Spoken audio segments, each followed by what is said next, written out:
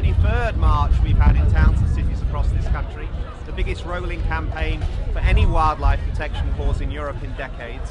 We're here again, just over 2 years since we last marched through this town, because the badger cull has not gone away. The threat to our badgers, if anything, is increasing.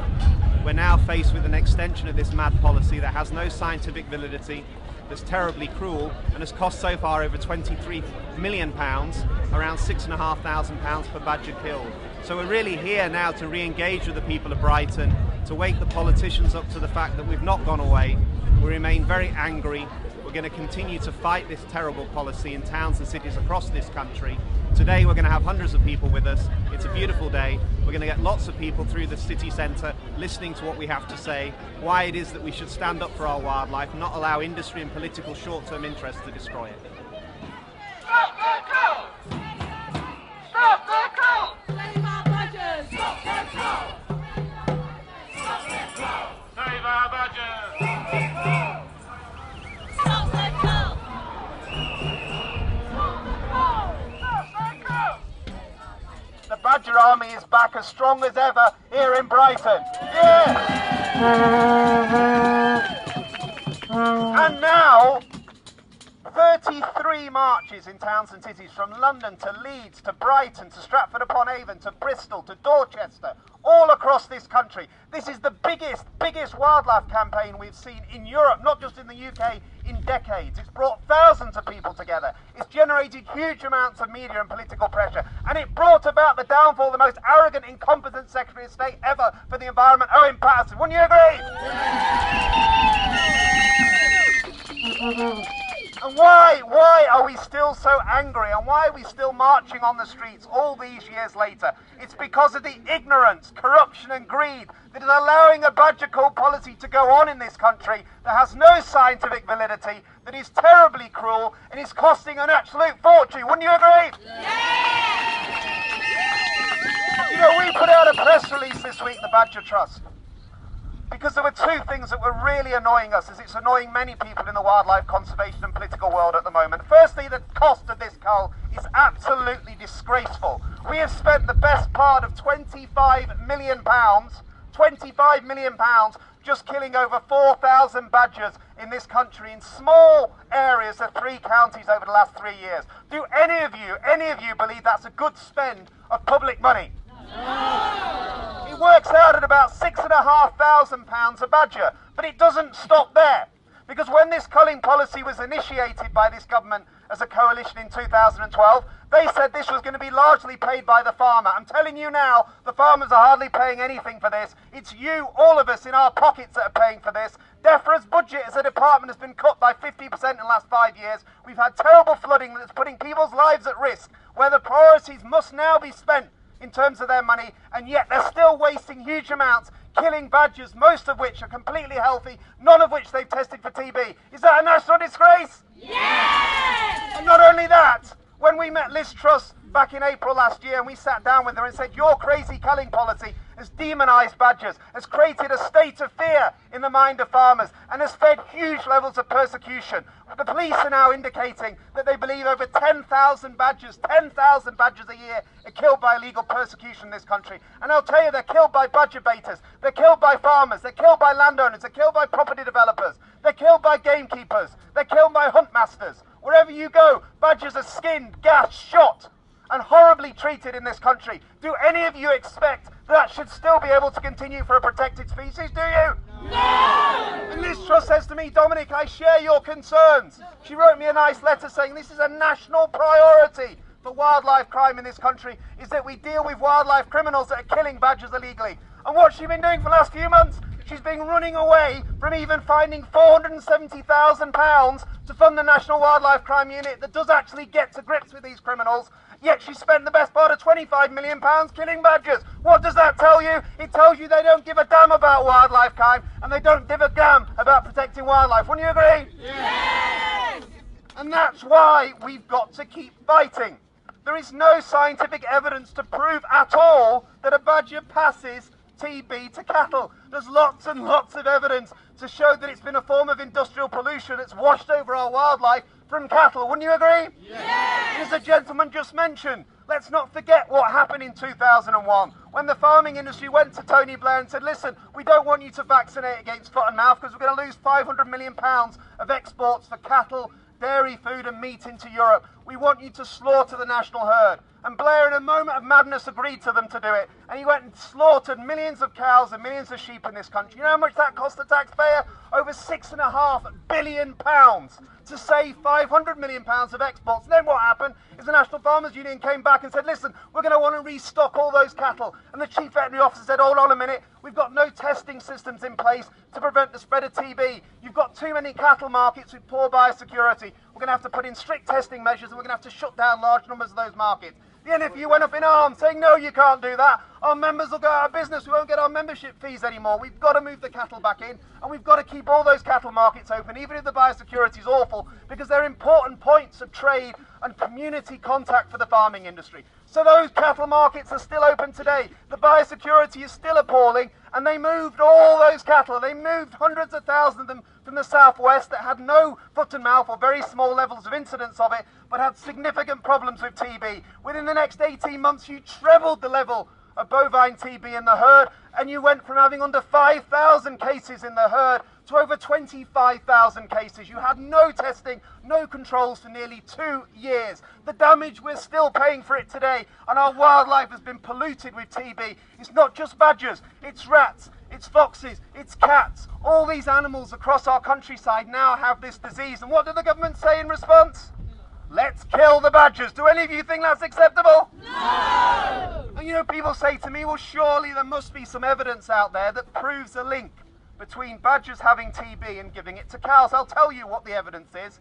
In the early 1970s, the Ministry of Agriculture did one test, a field test. They took a concrete pen about half the size of a penalty area, and they put some TB-infected badgers in it. And then over a period of time, they introduced healthy calves that were living side by side with the badgers in this artificial concrete pen, and it took months and months for the first infections to break out within those calves. And what that showed, even the vets who were involved in it, the scientists said, in a completely artificial environment like this, it shows it's extremely difficult for the disease to spread from the badger to the cow. Now, you would think that they would go and do more field research. You would think they would have spent more public money. They've done nothing since. The only work that's been done since has been mathematical modelling, which has been built on the back of that warped, poor piece of scientific research. So we basically know that it's very difficult for a badger to pass TB to cattle. We've also seen some very good peer-reviewed research in the late 1980s, where researchers went into the field to actually look at what cattle were doing at night. What they found was that they didn't interact with badgers, they avoided them. They found that cattle did not go to ground and eat pasture where badgers might have defecated or urinated. They also found that badgers tended to avoid going anywhere near farmyards. They were very, very nervous, as you would understand them to be. Anyone who knows anything about ecology or behaviour of these animals know they're nocturnal, very shy animals. This idea that there's badgers scampering around the feet of cattle is complete manure, wouldn't you agree? Yes! We've also had a very good study in Ireland in recent years where they satellite collared and they actually tracked badgers for 5 years, and again they found the same. They avoided cows whenever possible. They did not interact. They went nowhere near each other. So this is a lie that badgers are directly in close proximity to cows, and it's a lie that they're defecating and urinating on pasture, that is the transmission route into cattle. It's just not proven by scientific fact. Wouldn't you agree? Yes! I also had a farmer contact me a few weeks ago, and this surprised me. They sent me a copy of a report from 2008 undertaken when the last Labour government were in power. This report came about because a farmer had actually threatened to sue DEFRA because his cows had been destroyed, and he actually found that the TB test results were wrong. So they did a complete independent study of the State Veterinary Service and private vets involved in TB testing. And what they found is the whole system's not fit for purpose. The whole testing system is not working properly. They weren't sterilising equipment properly. They weren't following procedures. There were numerous things happening that could have resulted in the tests not being accurate. Now we're led to believe that at least 1 in 5 cows in herds could have TB, but they're not showing up. In some instances, we could believe that it could be 1 in 2. And what this particular study showed is that you need to make significant improvements to the way the veterinary industry operates its testing systems. Well, I'm telling you now, the farmer sent me that study because he said nothing has been done about that since 2008. It's not been acted on. We're giving it you to the Badger Trust because we're angry as farmers, because we're being let down by the veterinary service, and we're not even getting clear results for what is happening in our herds. So when farmers say to you and the NFU says to you, we have a closed herd, there's no way that actually TB could be coming in here, it could only be the badgers. That's complete manure, wouldn't you agree? Yes! We know that the testing of cattle is not efficient. We know you can improve it. If you improve the skin test, the reliability and the regular testing, if you use gamma interferon testing to actually back it up as well and do it regularly, you can start to pick up the cases of TB in cattle more effectively. If you put in biosecurity elements on the farm, and I spoke on Country File about that towards the end of last year, where you put in walls and fences and you make them badger proof, and you keep other wild animals out like rats and other animals that could carry TB, you can reduce the danger of transmission as well.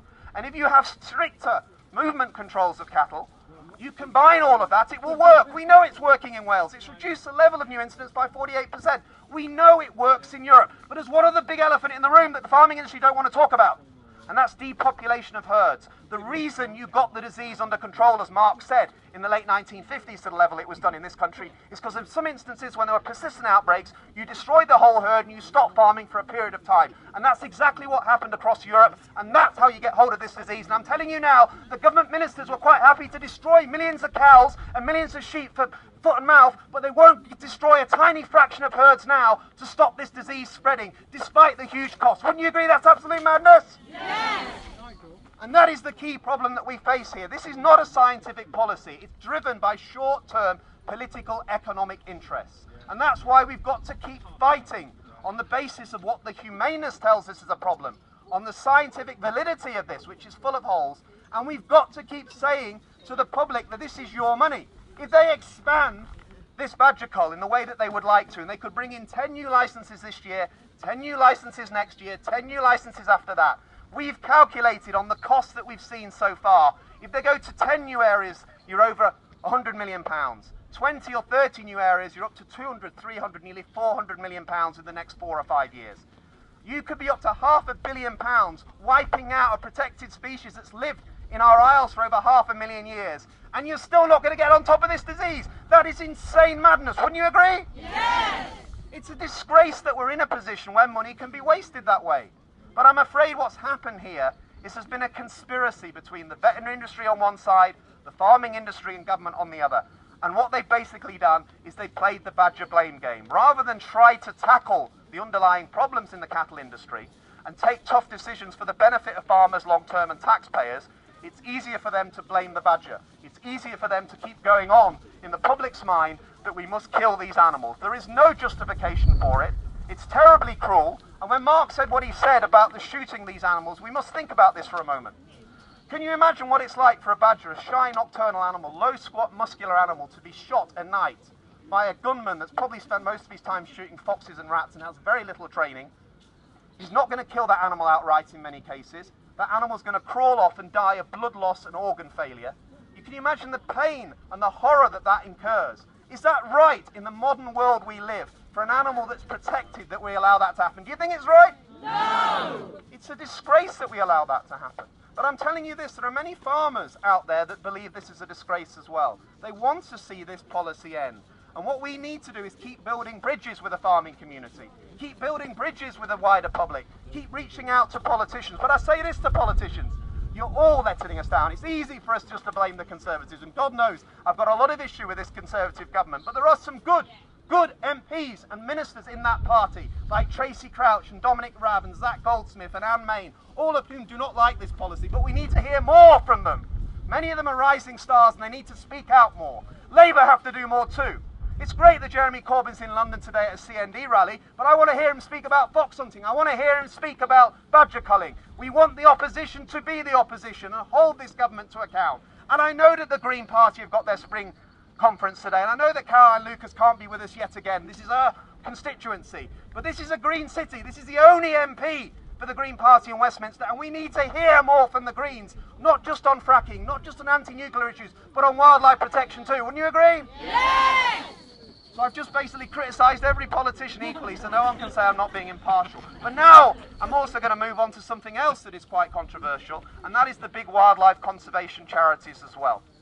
I have great respect for what bodies like WWF and Greenpeace and Friends of the Earth and World Animal Protection do. They do wonderful work, most of it around the world. They do some good work here in this country too. But I'm afraid it's now time for them to stand up and be counted.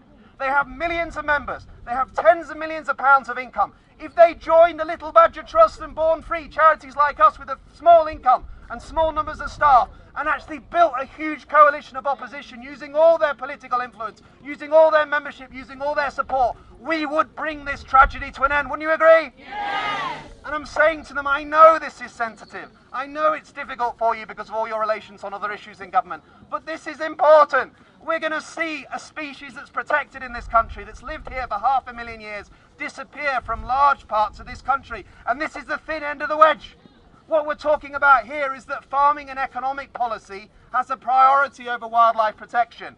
They'll come for our badgers today. They'll be coming for our otters and our beavers and our birds of prey next.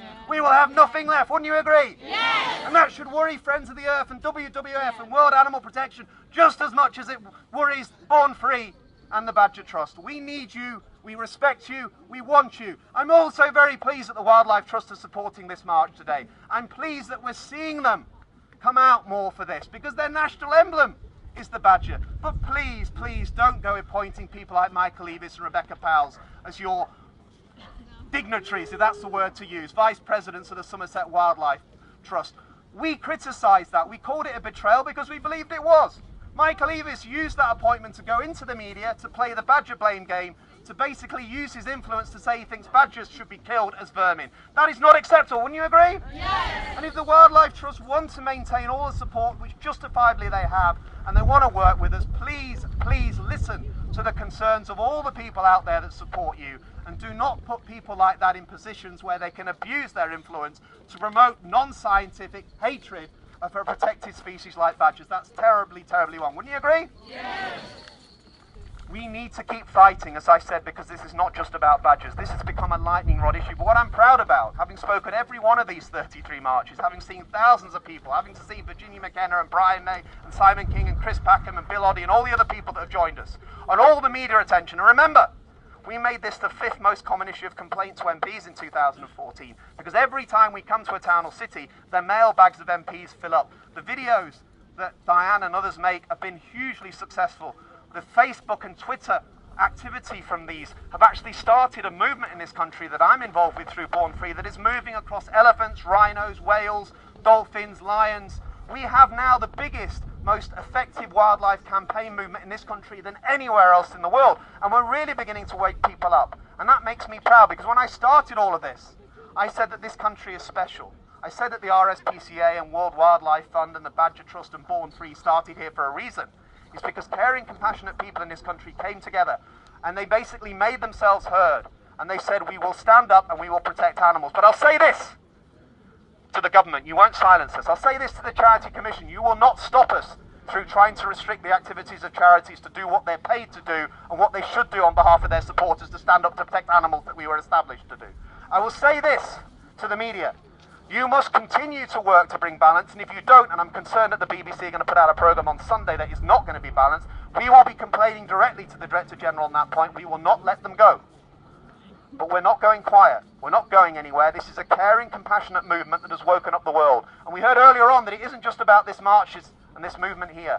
Yes, we've been outside the High Court. Yes, we've had petitions. But let's not forget about what's going on in the fields. Because at the end of the day, what we're seeing out there is unique. There is nothing like it anywhere else in the world. There is nowhere, in my view, that people would go into the fields on cold, dark nights to put themselves between gunmen and badgers to protect them. That's what makes us unique. That's what makes me proud to be British, and that's why we must continue to mobilise. We must continue to get out there. As these culls expand, we must go where the culls go. We must organise ourselves into wounded badger patrols and action patrols and actually really take steps to try and ensure that we will be heard and seen, and we will be vigilant, because we're bearing witness to cruelty, just as on other campaigns like I'm involved with in Taji Cove at the moment, where we've got people standing, despite the intimidation threats of the Japanese government, watching the destruction of beautiful dolphins. It's exactly the same here for badgers. We must bear witness to this madness. We must let the world know that they won't get away with this. It's absolutely important that we do that. And we're making progress. This is a big challenge. This is a fight that is for the survival of a species. You might think 3 or 4 years is a long time. Well, it's nothing when these animals have lived for 500,000 years. What you're doing today will make this difference. It will rather decide the fate of our wildlife, or we'll all be indifferent, go away and forget about it. And before we know it, we'll all wake up and it'll all be gone. And your children won't be able to benefit from this anymore. And all the wonders that the natural world brings us. So we must keep fighting. We must keep working together. And we must keep mobilizing and supporting each other, because it's going to be so important that we achieve that.